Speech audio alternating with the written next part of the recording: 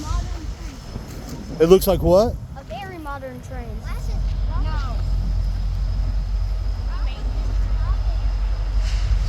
These trains we made. Hey, y'all do this and see if you get him to blow his horn. Wait till he comes by. Okay, ready? Do it. Do it, Austin.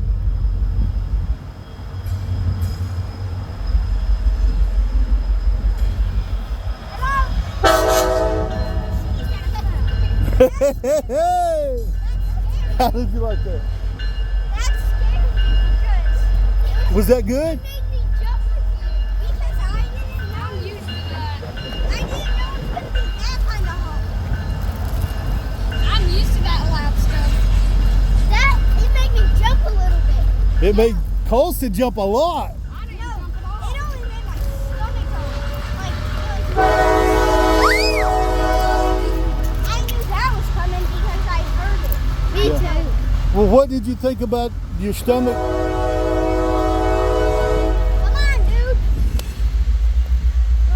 That train's so long. How much do you think that long? What's that? Is all of that big iron? and Wrought stuff? iron. How much do you think that modern looking train can carry? Oh, hundreds of tons, thousands of tons.